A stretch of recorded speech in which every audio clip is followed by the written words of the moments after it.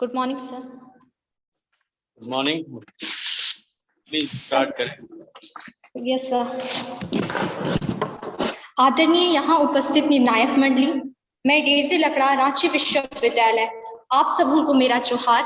मेरा विषय है झारखंड की वन संपदा एवं संरक्षण के उपाय। मोर सुंदर झारखंड रे, मोर छोटा नागपुर रे, वन जंगल हरिया झरना झरी झर, संगरो लाला के रे सुंदर, ए भैया नदिया मरेला धार रे। जी हाँ, हमारे झारखंड राज्य की शान और पहचान है यहाँ का जल, जंगल और जमीन।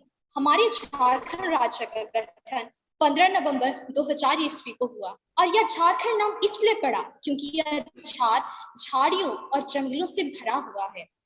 हमारे राज्य का कुल क्षेत्रफल 79,714 वर्ग किलोमीटर है, जिसमें से 23,604 वर्ग किलोमीटर भाग वन से आच्छादित है, जो पूरे राज्य के क्षेत्रफल का लगभग 29.6% है। झारखंड का सबसे बड़ा वन सारांडा है, जो एशिया के सबसे बड़े साल वृक्षों का जंगल है। झारखंड के वनों को मुख्यतः 2 भागों में बांटा गया है। पहला है उष्णकटिबंधीय आर्द्र पर्णपाती वन प्रदेश और दूसरा है उष्णकटिबंधीय शुष्क पर्णपाती वन प्रदेश। मेरा जो विषय है वो है झारखंड राज्य की वन संपदा एवं संरक्षण के उपाय। तो सवाल क्या उठता है कि आखिर यह वन संपदा है क्या? प्रकृति द्वारा हमें जो कुछ भी मिलता है, जो बहुमूल्य संपत्तियां प्रकृति द्वारा हमें प्रदान की गई है, वही वन संपदा है। अर्थात प्रकृति द्वारा, वनों द्वारा हमें जो कुछ मिलता है, चाहे वो पेड़ पौधे हो, फल फूल हो, कंदमूल हो, लकड़ियां हो, ये सभी ही वन संपदा है। वन संपदा को मुख्यतः 2 भागों में बांटा गया है, एक मुख्य वन संपदा और दूसरा है गौण वन संपदा। झारखंड में मुख्य वन संपदा के अंतर्गत साल, जिसे हम सखुआ कहते हैं, महुआ, सागौन, बरगद, आम, ये सभी आते हैं, जिसमें से अधिकांश वृक्षों का उपयोग इमारती लकड़ी के रूप में किया जाता है। वहीं जब हम महुआ की बात करें तो महुआ के फल का उपयोग सब्जी बनाने के लिए, लकड़ी का प्रयोग फर्नीचर बनाने के लिए, फूल का उपयोग शराब बनाने के लिए और बीज का उपयोग तेल बनाने के लिए किया जाता है। झारखंड में गौण वन संपदा के अंतर्गत लाह, तसर, रेशम, केंदुपत्ता और बांस इत्यादि शामिल हैं। बांस का उपयोग घरेलू सामग्रियों के निर्माण में किया जाता है।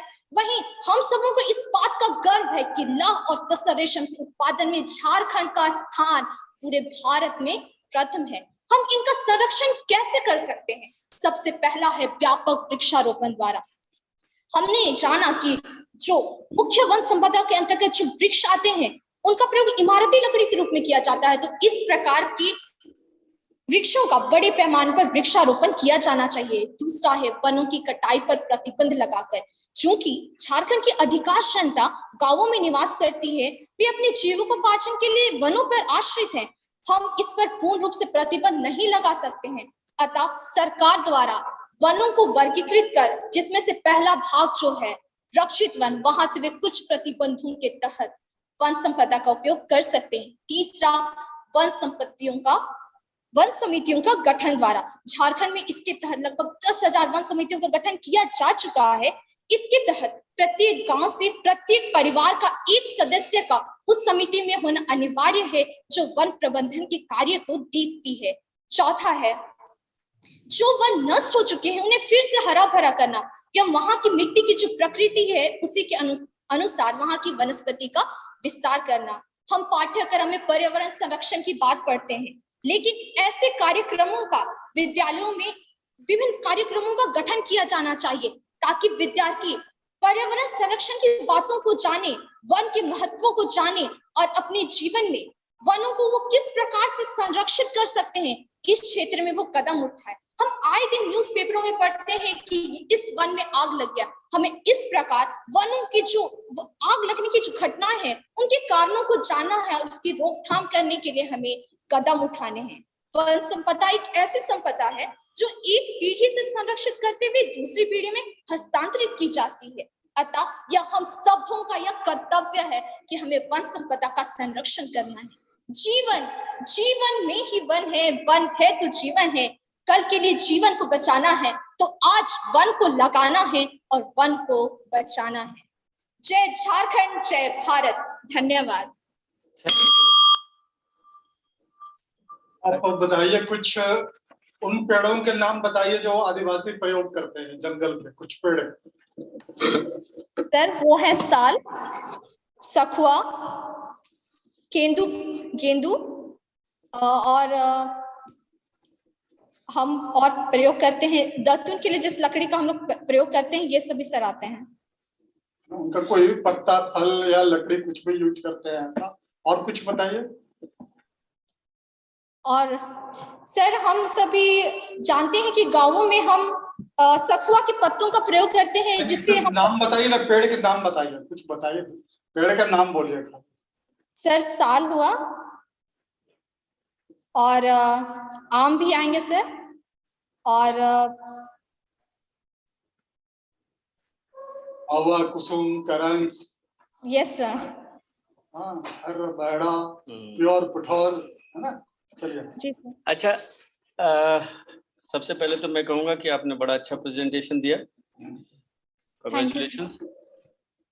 पर आपने अपने प्रेजेंटेशन में एक बात कही, वनों में आग लगने की बात कही आपने। जी सर। तो आपके समस्या क्या है, क्यों लगते हैं आग वनों में? क्या वो प्राकृतिक रूप से लगते हैं या इंसानों के द्वारा लगाए जाते हैं?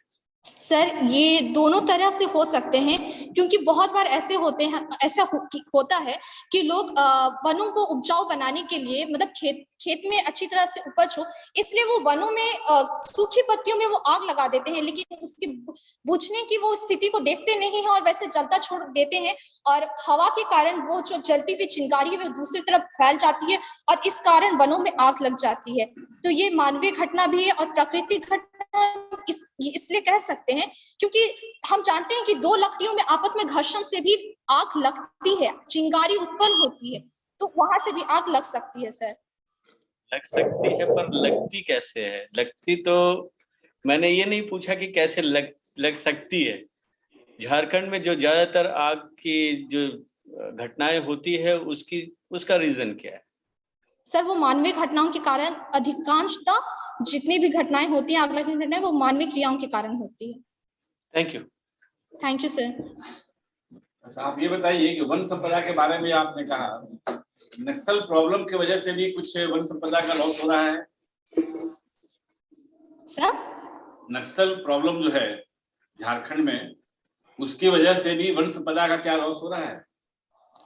नक्सलवाद लॉस हो रहा है तो क्या उसका उपाय क्या है आपके वजह से, कैसे आप उसको ठीक कर सकते हैं?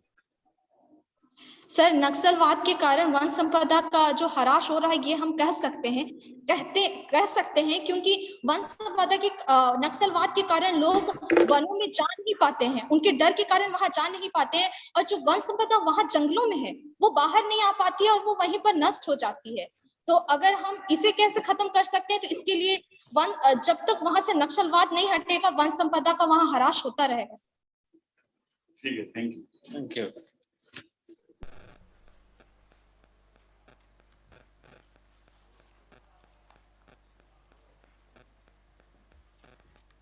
माननीय सदस्यगण, मैं बहुत भावुक हो रही हूं कि मुझे इतना सम्मान आप लोगों से मिला। आप सबों ने मिलकर सर्वसम्मति से मुझे झारखंड छात्र संसद के प्रथम अध्यक्ष के रूप में चुना है। सबों ने सम्मिलित रूप से मुझे इस आसन के योग्य समझा। मैं विश्वास दिलाती हूं कि एक एक सदस्यों की अधिकार की रक्षा करूंगी, लेकिन यह तभी संभव है जब आप सभी अपने कर्तव्यों को अच्छी ढंग से करें। यह सभा एक आदर्श सभा के रूप में जनता के द्वारा याद की जाएगी, ऐसा मुझे पूर्ण विश्वास है। और मैं आपको यह विश्वास दिलाती हूं कि मैं न सत्ता पक्ष और न विपक्ष की हूं, मेरी भूमिका निष्पक्ष होगी। और आज राष्ट्रीय एकता दिवस के रूप में आज के दिन को जब हम मना रहे हैं, हम पूरे राज्यवासी साथ में मिलकर हर एक काम को करें और राज्य के हित में जो भी निर्णय ले वो राज्य के हित में हो, और दूसरे राज्यों के लिए भी हमारा यह विधानसभा एक उदाहरण के रूप में आ पाए। आप सबों को धन्यवाद। संबंध में मैं लोकसभा के प्रथम जीवी मावलंकर जी का एक नियमन का उल्लेख करना चाहती हूँ। कार्य स्थगन के संबंध में उन्होंने कहा था, Successive speakers of the Central Legislative Assembly, including myself, had considerably relaxed the rule of admission as it prevailed in the House of Commons, for the obvious reason that private members who were in opposition had few opportunities of discussing matter of public importance. The government then was not responsible to the legislator, nor were they amenable to its control. There was, therefore, good ground for the presiding officers to relax the rule and allow opportunities for discussion of all important questions on adjournment motion. The conditions now have entirely changed, and therefore, in the new setup, with the various opportunities and the responsive and responsible character of the government, we cannot look upon an adjournment motion as a normal device for raising discussion on any important matter. माननीय सदस्यगण, कार्य स्थगन की जो सूचनाएं प्राप्त हुई हैं, मैं समझती हूं कि इन विषयों पर सरकार ने अपने प्राथमिकताओं में उल्लेख किया है और यह प्रथम सत्र ही है, इसलिए सरकार को अपना कार्य करने का अवसर मिलना चाहिए। फिर हम सरकार की आलोचना करेंगे और उन्हें सचेत भी करेंगे। मैं कार्य स्थगन की सूचनाओं को अमान्य कर देती हूँ। प्रश्न यह है कि खंड 3 उपखंड 2 च, छ एवं ज में संशोधित अंश जोड़े जाएं। जो इसके पक्ष में है वे हाँ कहें। जो इसके विपक्ष में है वे ना कहें। मैं समझती हूँ कि पक्ष में बहुमत है, यह प्रस्ताव स्वीकृत हुआ। खंड 3 उपखंड 2 च, छ एवं ज यथा संशोधित पारित हुआ।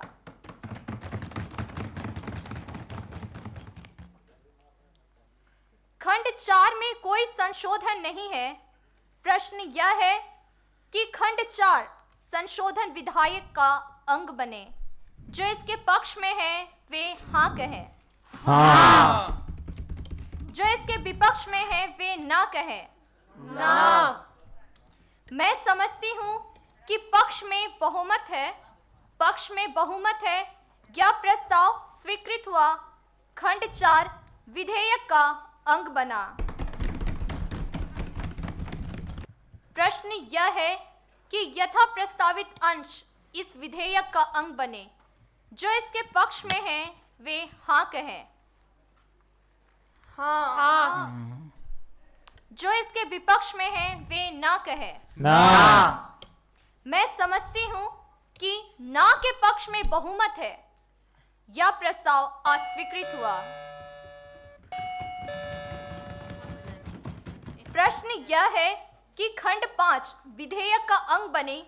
जो इसके पक्ष में है वे हाँ कहें। हाँ। जो इसके विपक्ष में है वे ना कहें। ना। मैं समझती हूँ कि पक्ष में बहुमत है, यह प्रस्ताव स्वीकृत हुआ। खंड 5 विधेयक का अंग बना। खंड 6, 7 एवं 8 में कोई संशोधन नहीं है। प्रश्न यह है कि खंड 6, 7 एवं 8 इस विधेयक का अंग बने। जो इसके पक्ष में है वे हाँ कहें। हाँ। जो इसके विपक्ष में है वे ना कहें। ना। मैं समझती हूँ कि पक्ष में बहुमत है, खंड 6, 7 एवं 8 इस विधेयक का अंग बना। माननीय सदस्यगण, मैं आप लोगों को यह बताना चाहती हूँ कि आज के इस सत्र का सीधा प्रसारण की अनुमति मैंने दी है और देश के विभिन्न प्रांतों में और सोशल मीडिया पर इसका प्रसारण हो रहा है। हम सभी जनता की आकांक्षाओं पर सही ठहरें, या हम सबों का प्रयास होना चाहिए। इस सत्र में प्रश्न के अतिरिक्त एक महत्वपूर्ण विधेयक पारित हुआ है जो राज्य को नई दिशा प्रदान करने में सहायक होगी। माननीय सदस्यगण, आप सबों को बहुत बहुत धन्यवाद। राज्य की जनता को आने वाली दीपावली, छठ, कार्तिक पूर्णिमा की हार्दिक शुभकामनाएं। प्रथम झारखंड छात्र संसद की प्रथम सत्र की कार्यवाही अनिश्चित काल के लिए स्थगित करती हूं। जोहार। मेरा अनुभव बहुत ही अच्छा रहा। शुरू से ही कॉलेज स्तर पर सबसे पहले हमारा चुनाव हुआ। कॉलेज स्तर पर चुनाव के बाद यूनिवर्सिटी लेवल पर लगभग 48 स्टूडेंट्स से अबव थे, उसमें से हम लोग 48 स्टूडेंट्स का सिलेक्शन हुआ। उसके बाद राज्य स्तर पर 98 स्टूडेंट्स थे, जिसमें से 24 स्टूडेंट का सिलेक्शन हुआ। उसमें से मुझे 3rd पोजीशन मिला, तो मुझे बहुत ही खुशी हुई कि मैं इतना अच्छा कर सकती हूँ कि मुझे 3rd पोजीशन मिला इन 98 स्टूडेंट्स में। मुझे बहुत खुशी हुई और मुझे ये बिल्कुल भी उम्मीद नहीं थी कि मुझे यहाँ के स्पीकर का पोजीशन मिलेगा। और स्पीकर के पोजीशन के बारे में मुझे उतना पता नहीं था, क्योंकि जब भी हम लोग टीवी में विधानसभा की कार्रवाई को देखते हैं तो बस हम प्रतिपक्ष और पक्ष के लोगों को आपस में अपने बातों को रखते देखते हैं, अपनी बातों को वो किस प्रकार से रखते हैं उसके बारे में हम लोग ज़्यादा देखते हैं। अध्यक्ष के काम को उतना नहीं देखते हैं, मुझे उतनी जानकारी नहीं थी। पर यहाँ पर जो विशेषकर मैं नाम लेना चाहूँगी मधुकर सर का, उन्होंने बहुत अच्छी तरीके से गाइड किया और सबों ने, पीआरएस की टीम भी थी हमारे साथ और विधानसभा के जितने भी अधिकारी लोग थे वो लोगों ने मिलकर ना केवल मुझे बल्कि जितने भी यहाँ पर हम लोग छात्र संसद के सदस्य के रूप में यहाँ आए थे, सबों ने बहुत ही मदद की। और ये एक बहुत ही अलग प्रकार का अनुभव है और इस अनुभव का किसी भी अनुभव से तुलना की ही नहीं जा सकती है। विधानसभा की कार्यप्रणाली में जिस प्रकार से आज बात उठी, तो शांतिपूर्वक जो विधानसभा आज चला है वो बहुत ही अच्छा था। एक प्रकार से कहा जाए तो आदर्श विधानसभा के जैसा आज हुआ। तो इसी प्रकार की मैं चाहूँगी कि जो छात्र हैं, जो आज के युवा हैं, वो सांसद के रूप में चुने जाए, विधायक के रूप में वो अपनी सहभागिता को सामने लाएं लोगों के कार्य के लिए, ताकि वो जोश के साथ काम करें और बस उन्हीं बातों को अध्यक्ष के सामने रखें जो बातें आवश्यक है। अनावश्यक बातों को करने से समय भी व्यर्थ होता है और बातें यूं ही रह जाती हैं और जो पारित होना चाहिए वो भी नहीं हो पाता है। तो मैं यही आने वाले समय में इस प्रकार के बदलाव की उम्मीद करती हूँ।